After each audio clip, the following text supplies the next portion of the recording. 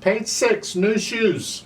4/4 time, got one flat, so we're either in F major or D minor or some other mode. Let's take a look at the end. The last measure, you're here. That's an F major scale. I'm guessing we're in F major. Make sure you can do the F major scale. One hand at a time. In the right hand, we have the down here an A and a D, and then an A and a C. So it's 1, 2, 3, 4. 1, 2, 3, 4. 1. Don't forget the B flats. You do that some more. Go down to the third line. Measure 9. 1. That's an A and an F.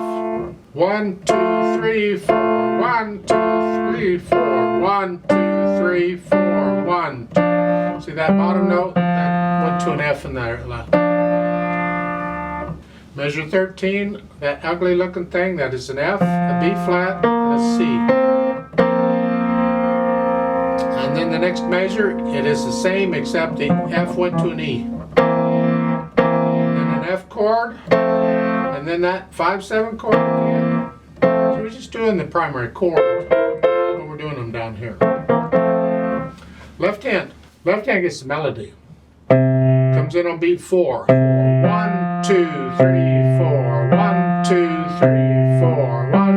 And that's tied, so you can hold it down for 7 counts. Oh, goody. And then you do that some more. Let's go down to the third line. Here. Flat. Here.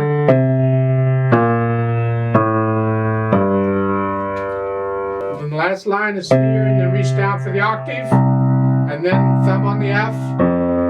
I do a 2 on the C, and then the last note is an F. So I'm in this position. I don't like moving my hand around like that. They want you to go here and then here.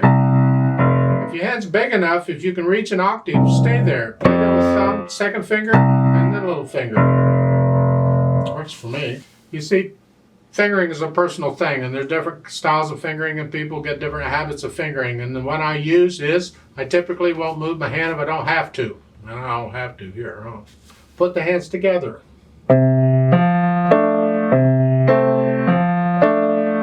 Make sure you play these rests in the right hand. The half notes are in the left hand, not the right.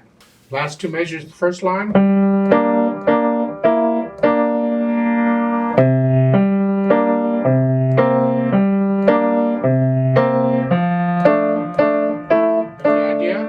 Melodies in the left hand. And we add the articulation. Well, you slurs for the melody, connect all these notes, and you have an accent. Put a little extra oomph on that accent, that G. In the right hand, there's staccatos, nice light wrist staccato. And when I'm on the key and I come down and bounce off of it. Here, I don't start above the key and hit it. I'm on the key and I bounce off of it. When you're going real fast, you have to hit it from above. Ugh. But if you don't have to, don't. So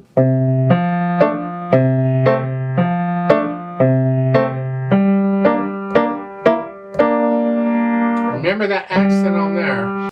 And then let's go down to the last line. You're here. Now you have accents. Give it a little extra oomph. Now it's an accent, not staccato, accent. Rest, rest.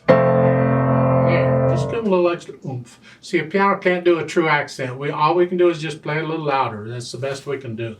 Now, there is a style of interpreting accents when you have notes that are in order, or note after note, and they're all accented, like at the bottom. Look on page or on measure 14, these half notes. And the F. There, we would just separate those a little bit because it tends to help bring out the accent, or at least some people think so. So it's just separate.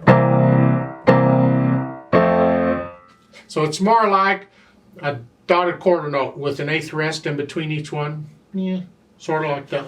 Dynamics go to the melody. This is moderately loud, however loud that is, and then the accented notes will be loud then. Keep the right hand out of the way. It's just supporting it.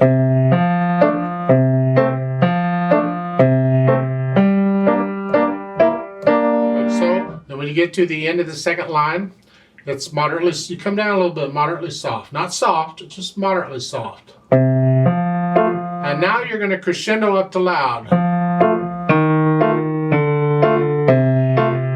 Don't get loud to that B flat. So plan it out. And there's an accent on the B flat, so it's actually going to be very loud for that one note. So it's a little louder, a little louder, a little louder. Now come off.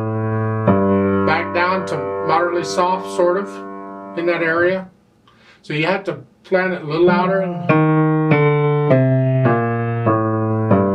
then you come back off. You experiment. The right hand pretty much can just stay back out of the way. It's really the left hand we're after here.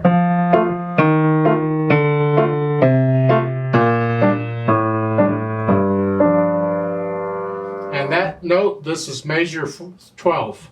You have a G, an F, and a D. That's what they wrote. It's not my fault, it's in the music. And then you're staying moderately soft. Now go up a little bit to moderately loud. Actually, it's, with the accents, it's out loud. Now you're like very loud. Because of the accent. You really don't need an accent on a loud note, in my opinion, on piano. Because that just makes it very loud is all it does. So, but they tend to do that. I'm not sure why.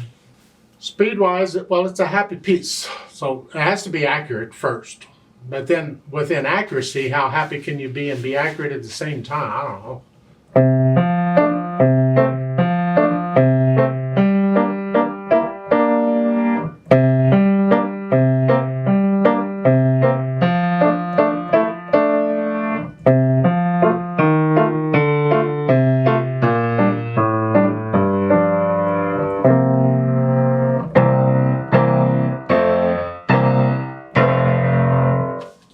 It has something to do with new shoes. It sounds like a dance to me. Can you picture maybe dancing in your new shoes, having fun with them or whatever? I'm not sure.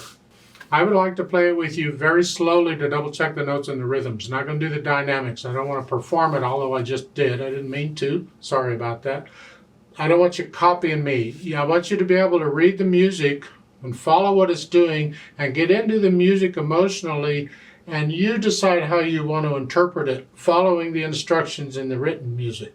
Not copying me. This is the way he did it, so this is the way I'm doing it. Because you don't learn anything by copying somebody other than you get better at copying people. You got to learn to think for yourself. Well, I'll give us 3 counts. Now let's play this together. 1, ready, go. 1, 2.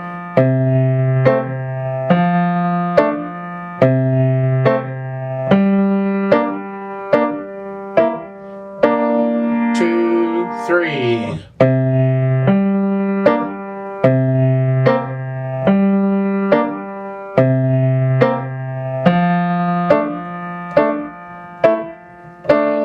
2, 3.